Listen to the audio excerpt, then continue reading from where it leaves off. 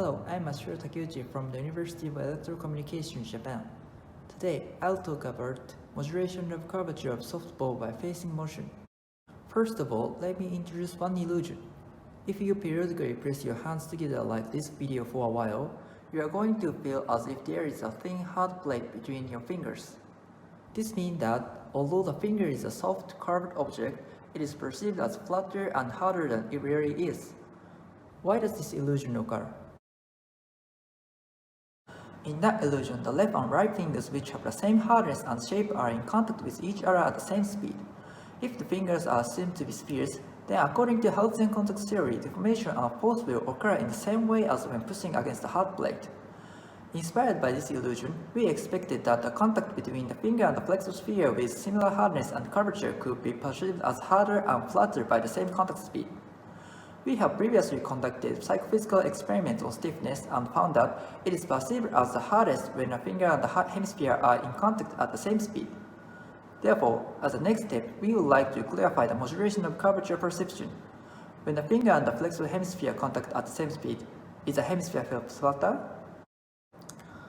A finger was fixed to the motor feeder and made contact with the flexor hemisphere attached to the opposite side at different velocity ratio for each condition. For example, 0 to 10 means finger does not move, 10 to 0 means hemisphere does not move, and 5 to 5 means they move at the same speed. After that, participants touch a compression stimulus and identify the perceived curvature by staircase method. This is a result of the experiment. The overall result on the left shows that the curvature is perceived as flatter than it actually is in all conditions. In addition, as the velocity of finger and hemisphere become closer to equal, it tended to be perceived as flatter. The result of the experiment for each subject on the right side shows that there were two types of participants: those who perceived a large change in curvature, in other words, the illusion occurred, and those who did not.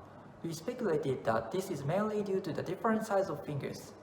These results, combined with our previous report, indicated that the flexor sphere is perceived as the hardest and the flattest when it is in contact with the finger at the same speed, as we have hypothesized.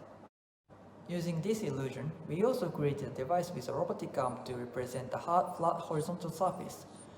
Users commented that it feels like touching a stationary ball. This suggests the possibility of applying the illusion to haptic displays. As a future work, we will conduct large-scale experiments to investigate the interaction between curvature and elasticity perception, and develop an encounter-type haptic display based on the prototype developed in this study. Thank you for listening.